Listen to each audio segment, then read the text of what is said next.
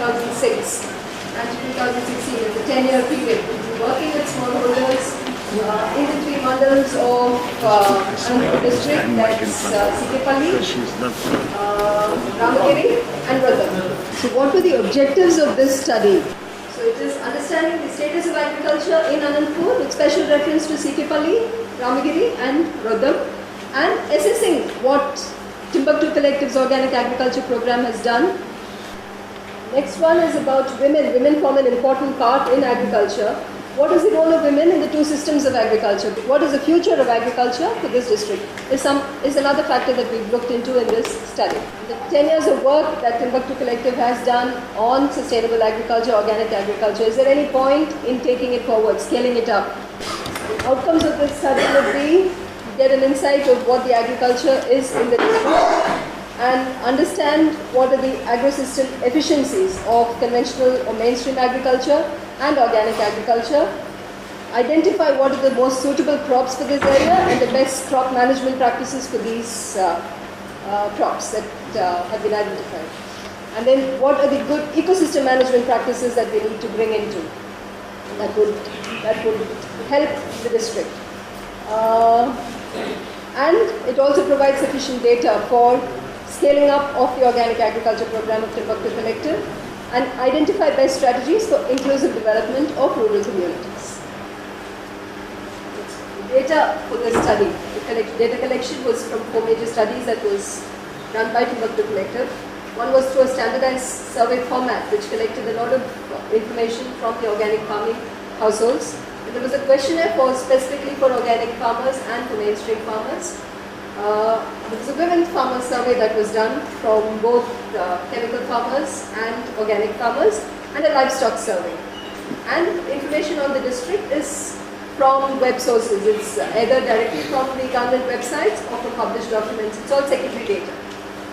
Now let's take a look at what the Anantapur district has in terms of resources.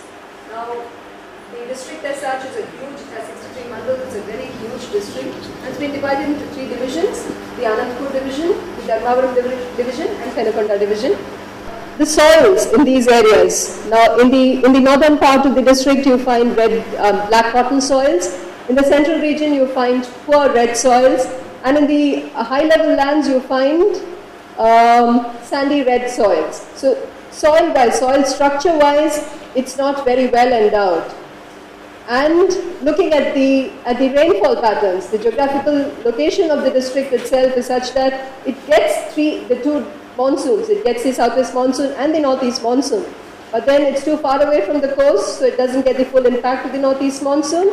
And it's in the rain shadow region of the southwest monsoon, so it doesn't get very much rainfall there. The mean annual rainfall that the place gets is just about 553 millimeters, which is very low in terms of for agriculture. And the rainfall pattern that you see, every 2-3 years there is deficit rainfall. So you're working, already you have low rainfall, and then when that comes down, the precipitation event is much lower than what is the average. That creates even more problems. So any agriculture development that is planned for the district needs to keep in mind this pattern of normal rainfall, a little high rainfall, deficit rainfall. So the other source of water for the district is through rivers. Now this district does not have any perennial rivers. There are only seasonal rivers, 4 major seasonal rivers, and that already 2 of them are being dammed when you don't get very much water to those rivers. And otherwise it's just ephemeral streams which supply water to the tanks in the district which supply irrigation water again. Hydrogeology, what kind of structures, the rainfall that comes in, the little rainfall that comes in, how much of it is able to recharge the groundwater table. You find that the hydrogeology is also not so very conducive. The primary porosity is not there. It's only secondary porosity, which means that where there's weathering of the rocks that happens or through fractures. It's only that through those mediums that the groundwater table gets recharged. So in the district, you can see the regions that are marked in blue are the only ones that you have water till about 200 meters. In the yellow regions, you have water till about 100 meters. Majority of the district, there's water available, groundwater available is only up to 60 meters. So when we go around exploiting our water table, we go down to 800 feet and 700 feet. So does it make sense when the water availability is only up to 60 meters or maximum of 200 meters? does it make any sense for us to go so deep trying to extract groundwater? Now the groundwater situation, the exploitation of groundwater that's happening in the district, of the 63 mandals, 20 of them, the areas that are in white, they are the ones that have some groundwater. It's a safe level, that means they haven't been overexploited. But in 19 of them, it's come to a semi-critical stage, and in 19 of them, the ones that are in red, they have reached the overexploitation levels. The green ones are the semi-critical, the purple ones are the ones where it's critical level. So 5 mandals of the 63 is critical, 19 semi-critical, 19 overexploited. There's only 20 mandals in the district that have a safe water level where you can judiciously exploit your water, groundwater. Sikepalli comes under the safe zone, Ramagiri comes under the semi-critical, and Brodam comes under critical levels of water exploitation. The government has to work for agriculture development of the state, keeping in mind all these constraints: poor soils, poor rainfall, poor water holding capacity of the soils, low water table. So total budgeted estimate for agriculture is 5% of the total budget for the state.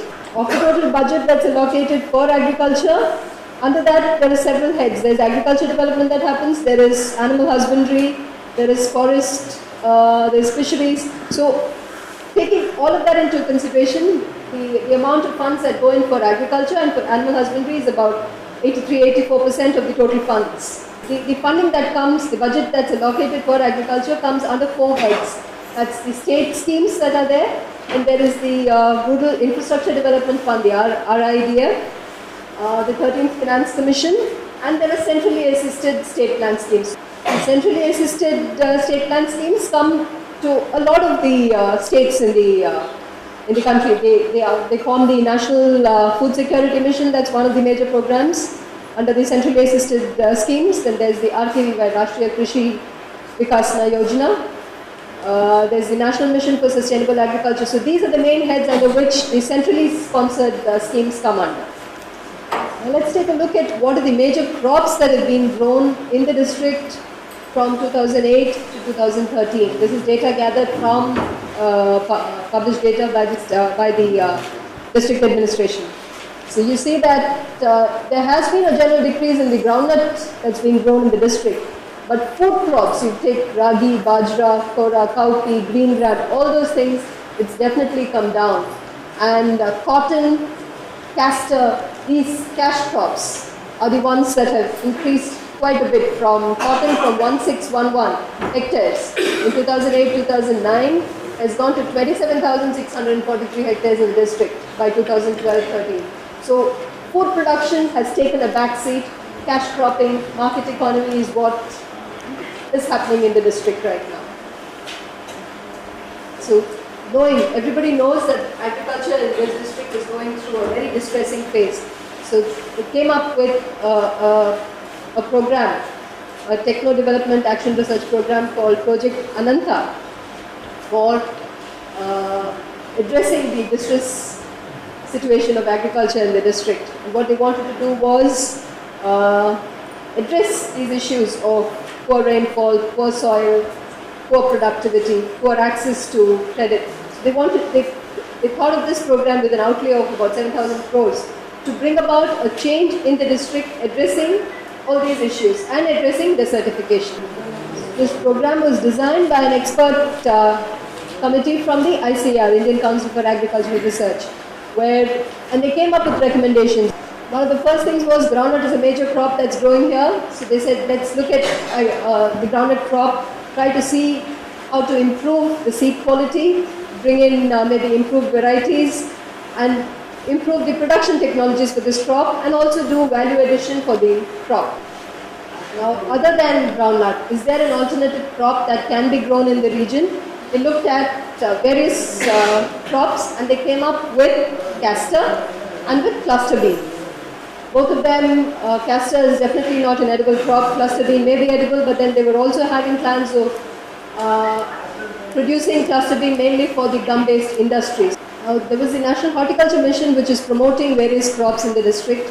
Some of them are very water-intensive crops like bananas and papayas.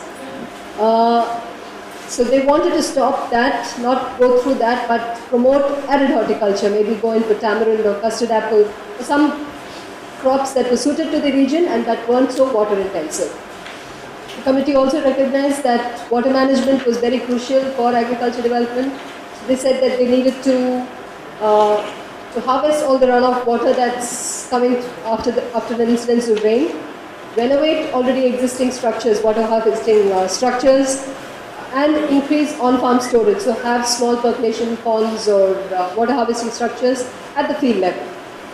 Next one they thought was diversification rather than depend entirely on agriculture. They said it would be important for people to look at livestock rearing as an alternative or as a supplement to agriculture. So if you were to go in for livestock rearing, then it would increase milk production, but simultaneously it would also require fodder. So fodder enhancement, cultivation of fodder crops was another thing that they proposed. Provide credit support also for farmers to invest in livestock. That was another thing that was suggested. And increasing overall farm productivity. Those were the aims, those were the recommendations that the expert committee had made. There were two major innovations that the expert committee came up with, and one of them was quinoa, a minor millet that was introduced, which was supposed to have a lot of good nutritional value, to be used as fodder, to be used for human consumption. That was one of the things that they promoted. They started doing it on an experimental basis with about 47 farmers, and that seemed to be successful. So their alternate strategy, alternate crop was also quinoa. And for improving water holding capacity of your soils, they wanted to introduce something called solid grain, which is a material which absorbs a lot of moisture and retains that moisture for a long time, to incorporate that into the soil.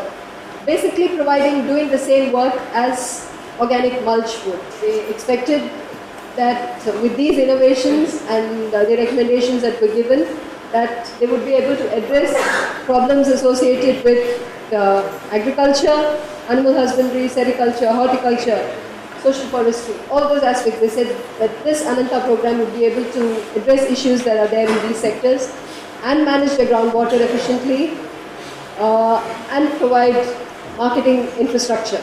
There was another project that came under the RKVY with a 300 crore outlay. It was called the Initiative for Nutritional Security through Intensive Millet Cultivation. So this area is suitable for millet cultivation, being dry and drought prone. They said millet cultivation would be good. So what was the package that they had given? They wanted to increase the production of millets, improve processing facilities, and value addition to millets. And the focus of the crops, the millets was on sorghum, pearl millet, finger millet, that's ragi, and other small millets. The plan was to supply mini kits to each of the farmers. And what does the mini kit contain? It contains improved high-yielding varieties of millet seeds.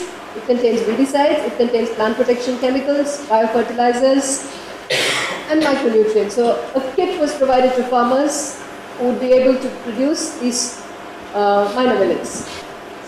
In Anantapur, in Anantapur district, it was sorghum that was being developed. So, now let's look at what the actual ground situation is in Anantapur. You find that there's decreasing groundwater levels, but the number of borewells that are being dug is just increasing. So from food crops, the shift has been to non-food crops like castor, maize, cluster bean, cotton. And with government support and subsidies for drip irrigation and for polyhouses, lots of farmers who were going in for water-intensive crops, and increased use of chemicals, agrochemicals, has also happened as a result of this kind of agriculture. They were going in for market economy, but the market development hadn't happened simultaneously. You grow crops for the market, but if you don't have a place to market your produce, then it doesn't work for farmers. They're not able to directly deal with the market. They have to go through middlemen, which doesn't give them the real benefit for the hard work that they do in agriculture. And because they've shifted to a market economy, the indebtedness, people are taking a lot more loans to be able to support their crops. So the indebtedness is increasing when they have moved towards a market economy. So that's the general situation where farmers are at a disadvantage. That's the kind of situation that exists as of now at the ground level. Though there were programs that were meant to address these issues, how far they have gone ahead with it, we'll have to see. This is a picture that shows about what is the net sown area, how much of agriculture is being done in the three mandals from 2007-2008 over a 5-year period to 2012-2013. What we see is in Sikepalli mandal and in Ramagiri, the cropped area has come down considerably, though of course it has gone up marginally in Radha. This one is the total geographical area. That will remain constant, the first one. The next one is the net sown area. This one that you see is for 2012-13 and this is for 2007-8. So when you look at the graph, you see that the area has come down. This is for Ramagiri, this is for Sikepalli, this is for Ramagiri and this is for Radam. So in this particular case, in Ramagiri, in the area that's sown has come down tremendously. That is in 2007-2008. This is in 2012-13. So there's quite a bit of a difference in the area that's sown. That's in the total cropped area also you can see the same difference. In Radha Mandal it has marginally gone up. The area that's been cultivated has gone up. Now fallow lands, this is the total geographical area, this is the sown area, there is some amount of fallow lands. Fallow land has gone up considerably in Ramagiri in 2012-2013. Land that's been agricultural land that's been put to non-agricultural use, that means it's going into some other kind of development. That's in Rodam there has been an increase. There's always been, it's been on the high side, but in 2012-13 in Rodam it's gone up even further. The next thing, here the cultivable waste and other cargoes have remained the same throughout this period, 2007 to 2013. The area sown more than twice, it has gone up in both Ramagiri and in Rodam. These two mandals are the ones that have the water levels in these two districts. The groundwater levels in these two districts are not very conducive for having two crops. That means they're digging more borewells, but in an area where there is no possibility of finding water. The kind of farmers that are there in Anantapur district, 95% of them in these three mandals, 95% of them had less than 4 hectares, less than 10 acres of land. So that is the area, that's the group of farmers that we call small and marginal farmers. In 2005, the number of farmers in Sikepalli who had less than 4 hectares, that's increased here. The area under cultivation is also increased. So generally, you have only small and marginal farmers. 95% is a huge number. So you have majority of the farmers are small and marginal, and for them to be able to go in for the agriculture development that's being promoted, how feasible would that be? The kind of agriculture development that's happening is promoting water-intensive crops. So you find that most of in these three mandals, 95% of the area is under rainfed cultivation. Only 5% of the total area is under irrigation. And when irrigation is not through tanks, but basically through borewells. So 95% of the irrigated area is through borewells. Since there's a promotion of water-intensive crops, what are farmers doing to be able to access the benefits that the government is providing through subsidies or whatever other schemes? Now, 1,187 farmers were surveyed, and during the period between 2012 and 14, 444 farmers had dug borewells in their areas. 1,254 borewells were dug during that period by farmers who are practicing organic farming, so that they will be able to access possibly some of the credit or the benefits that are being given to the farming community. And the total cost for that was 3.8 crores among just these 1,187 farmers. That's the amount of money that's been spent on borewells over a 2-year period. They didn't find water, so they had to dig more number of borewells. The lure of money or the lure of water to improve their agriculture has been there, continues to be there with farmers. So on an average, each of these 447 families have spent about 85,000 rupees on digging borewells. And the pity is, they're digging these borewells, a lot of them fail, only 31% success. Out of the 1,254 borewells that were dug, only 389 were successful. That means just 31% of success. The success rate for borewell was just 31%. But even those that were successful, the water levels can go down during the summer months. So the net effect is that you're spending a lot of money, but you're not getting the true value for the money that you spend. And you're destroying a natural resource which is very scarce in this district. Now, farmers don't have the kind of money that's required for digging these borewells. So what do? They just have to take loans. And they go to various sources for loans. They have banks, they go to other farmers, they go to money lenders, the various other schemes by the government, the Indra Kranti Patakam, the cooperatives, and the single window, which is the crop loans that are given to farmers. So they access each of these loans. So these 1,187 farmers that we interviewed, the total loan amount that they have taken is 2,283 lakhs, of which they have been able to repay only 238. So each farmer has about 1,72,000 loan on their heads. And what is the consequence of this kind of loan amount on farmers? I mean, we don't need to go deeper into that because it's there all over. What's happening to farmers who've taken loans? So where do they get these loans from?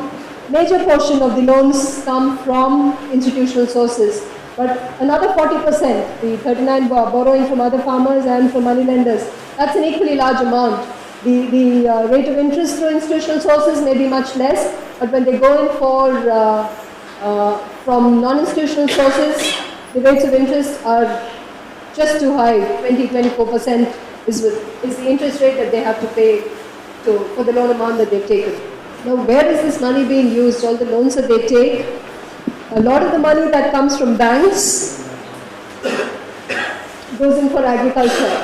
But some of the other things like borewells, health, livestock, but all of these farmers generally go to other farmers for support, for financial assistance. So what happens here is high rates of interest come up when they borrow from other farmers. Agriculture alone, they take loans from banks at nominal rates of interest. And other than agriculture, there are other expenses too for farmers. They have social responsibilities, they have health issues, they have to educate their children. So each family that of the total families that were surveyed, 21,000 is what they spend on health issues. It's a major issue for them. They spend 21,000 rupees on an average each family. They spend on family functions, they spend about 72,000 rupees per annum. For the education of their children, they spend about 27,500. And for other festivals and others, they spend about 11,500. So that's the kind of expenditure that farmers have in the district. In the three mandals with our member farmers. And where do they go for this amount of money that they need to spend for each of these activities? They again go to money lenders, they go to other friends, they go to cooperatives. So they get money for education, for health, for family functions. A lot of the expenses come from their own sources. But for family functions and health and education, they also go to money lenders or to other farmers for support. Now, among the member farmers, we wanted to see what is the major source of income. And it's only for a mere 34% that agriculture provides the major source of income. For most of the others, for 37%, it's wage labor. So they get more money out of wage labor than they get out of agriculture. On an average, each of the farming families get about 38,500 rupees from wage labor per annum. And agriculture, they get about 25,000. So the total earnings, total income for a rural family is between 55,000 and 60,000. But their expenses are so much more. They have huge loans, 1,70,000 loans. This is the general situation of agriculture. You have farmers having huge amount of loans. There's no water. There's poor productivity. Let's take a look at women in agriculture.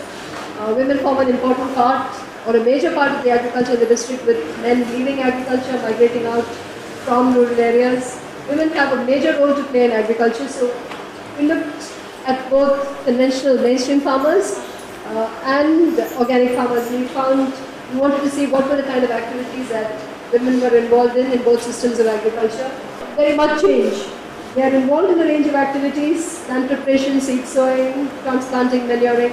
So the range of activities are similar for both sets of farming types. And what is the kind of workload that women from organic farming families have and from mainstream farming families? We'll see that there isn't very much variation here either. The number of hours that they spend on an average is quite similar between both sets of farmers, both conventional and organic.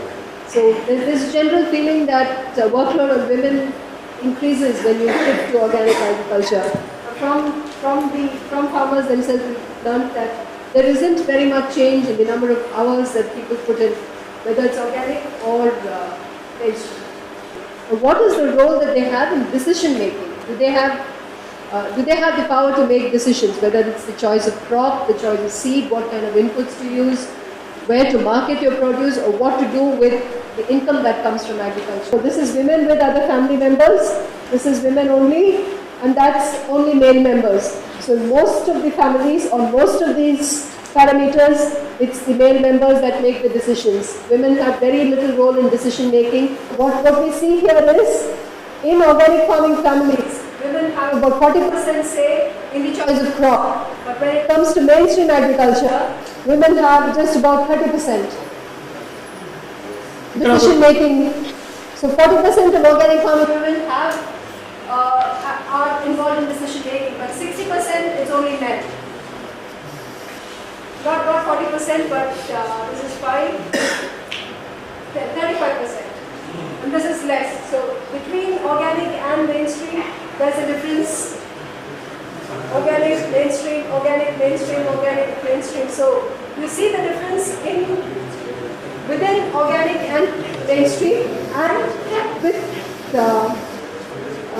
women alone and male alone. They're involved in a whole lot of activities. Where do they get information for their agriculture?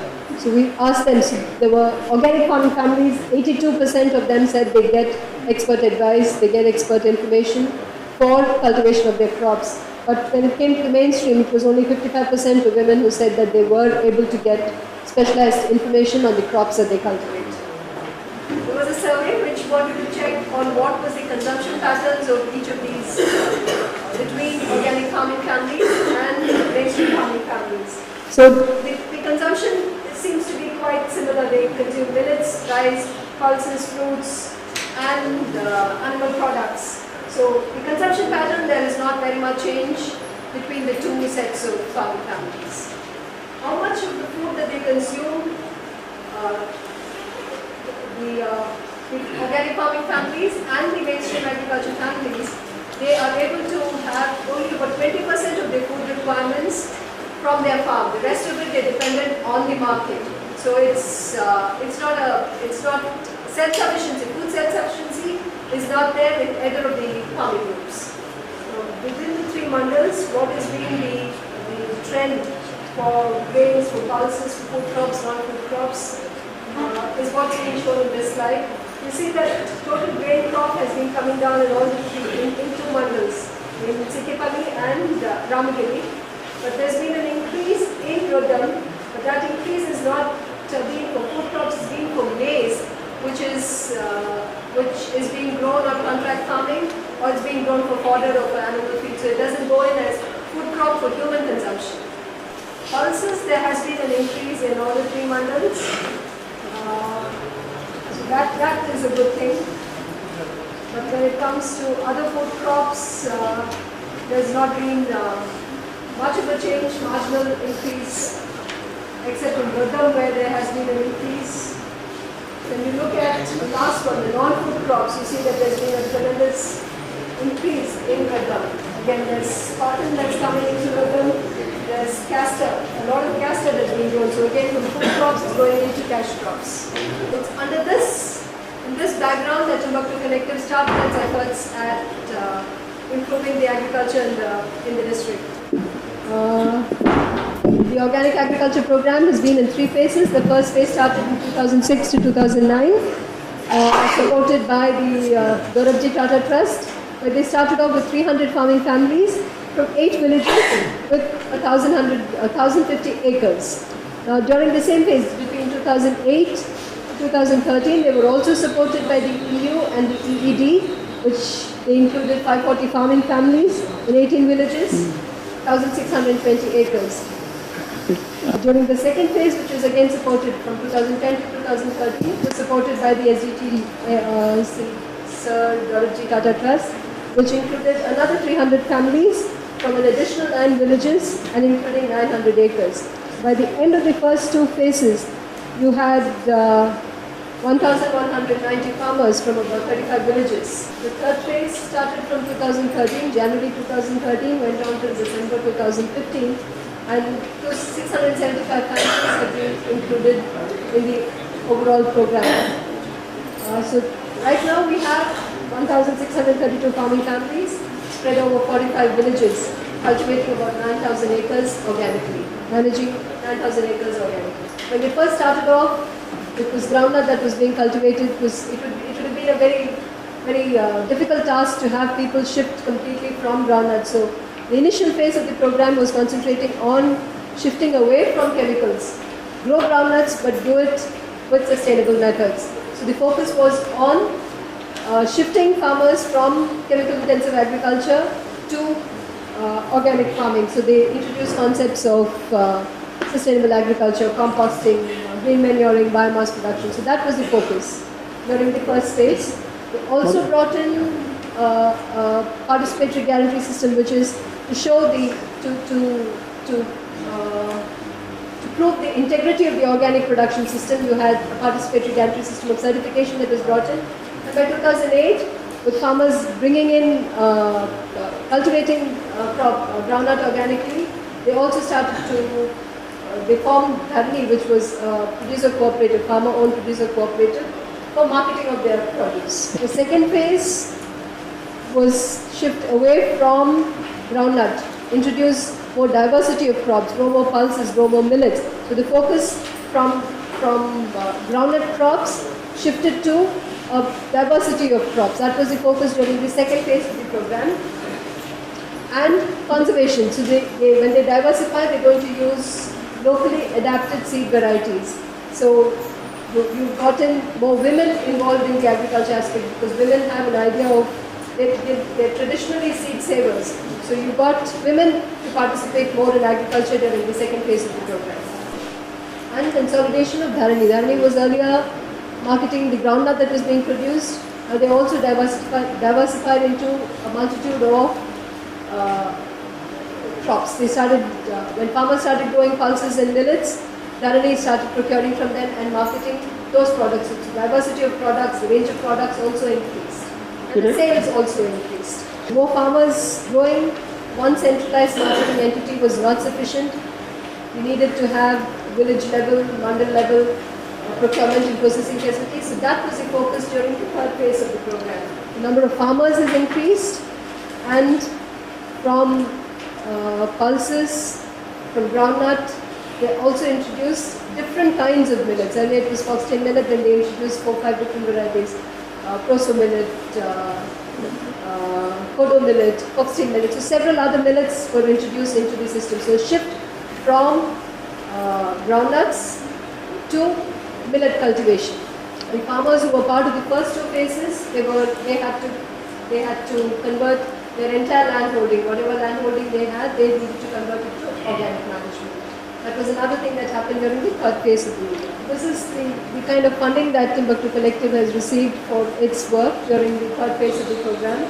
They received about 11 crores, 11.25 crores over a 3-year period from January 2013 to December 2015. Now, the funds that are being used, 75% of the funds are being used for the program, for the beneficiaries.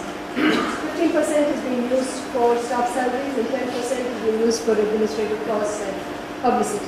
So a huge chunk, 75% of the funds that are coming in are going directly to farmers.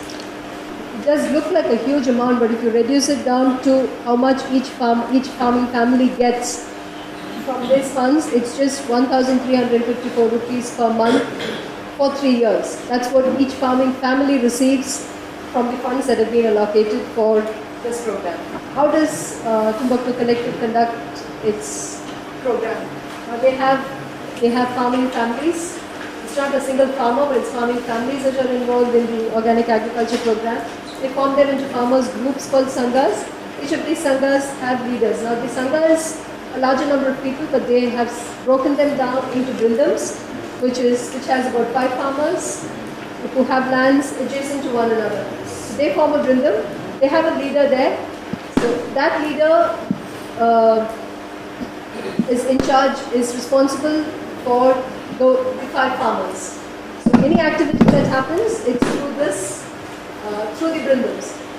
So there's really a breakdown of responsibilities at the farmer level. Project level, there's a project director, there's a program coordinator, who's assisted by 5 coordinators, one each for farming, marketing and livelihoods, and 2 of them for training, and then 12 cadres at the field, at the mandal level. So there's flow of information, flow of funds, flow of knowledge, everything that happens from the project to the farmers, from the farmers to the projects. There's that free flow of information. And how do they go about it? They conduct awareness programs first, and then they build community-based organizations at the village level. They conduct training programs for the member farmers. We take them out on farmers' field schools is one of the major activity that is done for promotion of sustainable agriculture practices. They also take them to do demonstrations in farmers' fields and in their own demonstration plots. They also take them on visits to farmers' fields who are doing organic agriculture, and they provide market support. So they provide right from production to marketing. They provide hand-holding to the farmers. During the Kharif of 2015.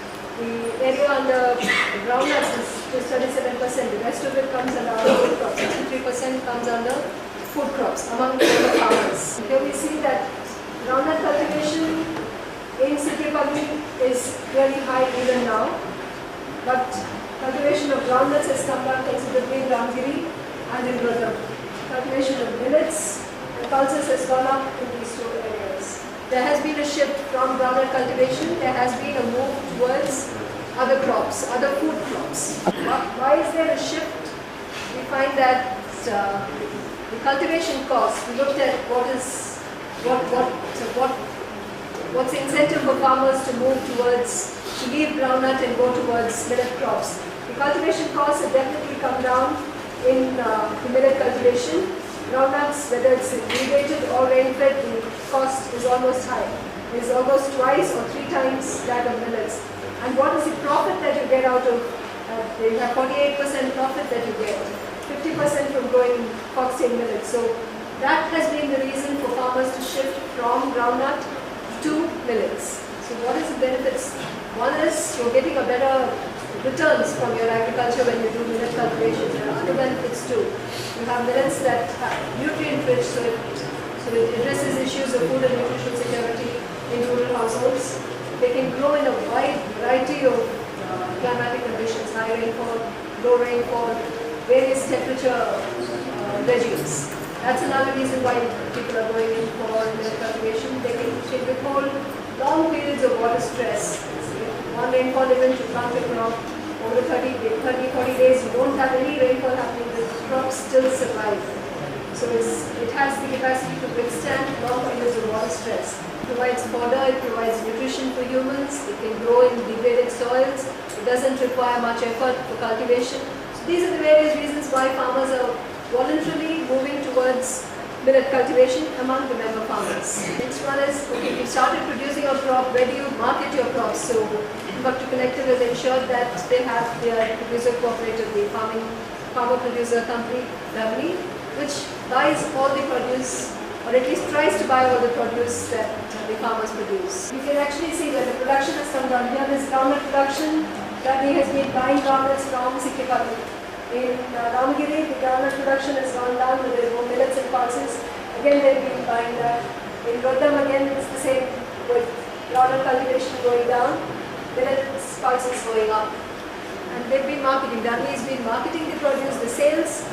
This one, there's been a definite increase in the sales from 2011 to 2011, 12 to 2015, 16. There's been what started off here has gone up here. That's where the sales are in the month of April.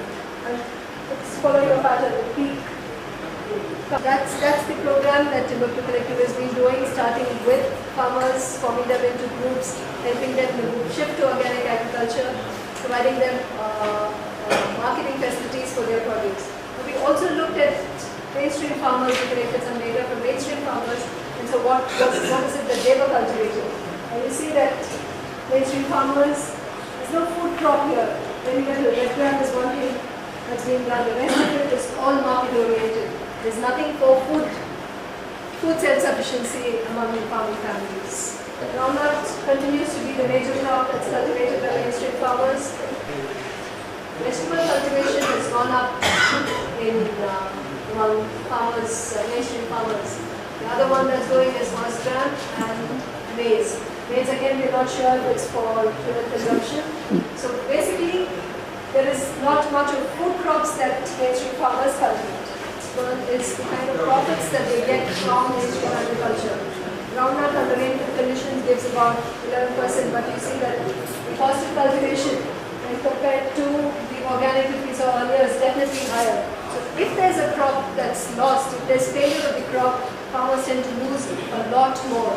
As against kodo millet cultivation that organic farmers do, it's about half that. So the ability to withstand a crop loss is much higher because it's much lower. It's going up. The profit for cotton is high, but then we all know what the problems are associated with cultivating cotton in this region. Vegetable cultivation is another thing that's being promoted in this region, but then the profit margin that you get for vegetables is a mere 2%. So how beneficial is it for these small marginal farmers in the region? Looked at what is the marketing experience of member farmers with Dharani, member farmers with the open market, and mainstream farmers with the open market. So we asked them, based on these parameters, the timing of purchase, the price that they get for their produce, the weights and measures when they sell their produce, whether it's correct, and the payments that are offered. Dharani farmers, out of the 42 farmers that we had, 99% of the farmers said they were happy with on all these parameters. When our member farmers started marketing in the open market, we found that they were unhappy. At least 80 to 85% of the farmers were unhappy on all four parameters. Mainstream farmers are unhappy. 90-95% of mainstream farmers are very unhappy with the timing of purchase that they do in the open market, whether the weights and measures, they're not able to get the exact weight that they have. The weights are very different when they weigh it and the marketer buys it, when the buyer takes it. The price offered is not competitive. The payments, they don't receive it on time. So the marketing experience of farmers with Dharani has been exceptionally good, and with the open market, none of them are satisfied with their experience. That's with the marketing. Now, another major problem that's there in the agriculture sector is youth moving out of agriculture. Now, among the member families, out of the 1,187 families that were interviewed, 41% consists of youth. And out of that 41%, 48% of them continue to be in agriculture. So that's through the organic agriculture program, we're able to retain youth in farming. And it's not just people who are not literate or educated, it's people who have crossed, who have done up to 10th standard, 12th standard, graduation, post-graduation, who are remaining in agriculture. Next. Another major issue in agriculture is women's role in agriculture. Now, Timbuktu Collective has women's groups. They have a federation of Sanghas, which is the Mahashakti, and they have 4 other cooperatives, women's cooperatives, and they are an alternate banking system. So they provide financial assistance to women members, to farmers for their agricultural operations. So they're supporting women's empowerment through financial support. They've also brought in livestock into the organic agriculture program. And through this program, we interviewed some farmers through the Bedrock survey and found that With the introduction of animals into the system, a total volume of 23 lakhs, 24 lakh rupees has been brought into the system because of introduction of animals. One of the major issues in agriculture, there's low productivity that's happening. It's non-profitable because the cost of cultivation has gone up. There's generally degradation of the ecosystem, agricultural ecosystem. People are moving out of agriculture. There's fewer opportunities for diversification, low market presence, and poor processing facilities. These are general issues that are there in agriculture. And each of these issues, there is a solution to each of these issues in the Timbuktu program. They're improving agricultural productivity from their agricultural systems. By using organic inputs, they've been able to reduce the cost of cultivation by crop management, by sustainable agriculture practices. They're addressing ecosystem degradation. They're able to retain youth in agriculture, bringing in livestock. They're diversifying, and they're also creating employment opportunities through processing units that have come up. Collective marketing is something that is being initiated, that's been done, accomplished well, where farmers do not have to directly go, do not have to interact with the middlemen, but they have a collective bargaining which gives them a good price for their produce and facilities for value addition. So each of these issues that are there in agriculture, there is an activity that is being done to address those issues in the organic agriculture program of Timbuktu. So in conclusion, we need a natural resource management approach is what is more appropriate for smallholder farmers. The mainstream agriculture practices are inherently, they don't have the capacity to deal with the problems that are specific to smallholders. So what needs to be done is have a natural resource management approach for farmers, for smallholders, and for this district especially because 95% of its farmers come under that category of small and marginal. So it helps to reduce poverty, it ensures food security, self-reliance, because people are involved in this program, it promotes self-reliance and it manages the ecosystem very well.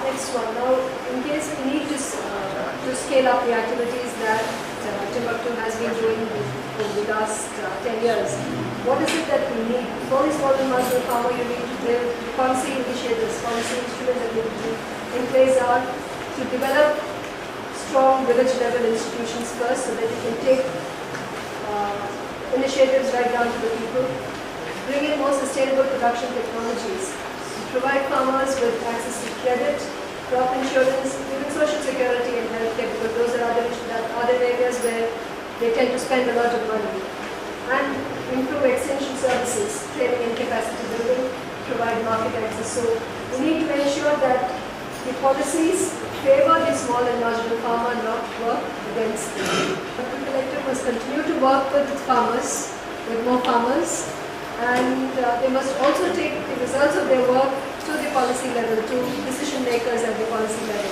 interact with them and tell them of the need for using agroecological approaches for smallholder communities. Should also get involved in participatory research and dissemination of that knowledge. Strengthen their farming, strengthen the skills of the farmers that they work with, so that they can directly negotiate with policymakers or with authorities for their rights. And decision making has been an area that decision making in agriculture has been a little low in the organic agriculture program. Try and make sure that they have more role, more say in decision making. And they need to collaborate with consumers and ensure that there is a policy that favors smallholders. Thank you.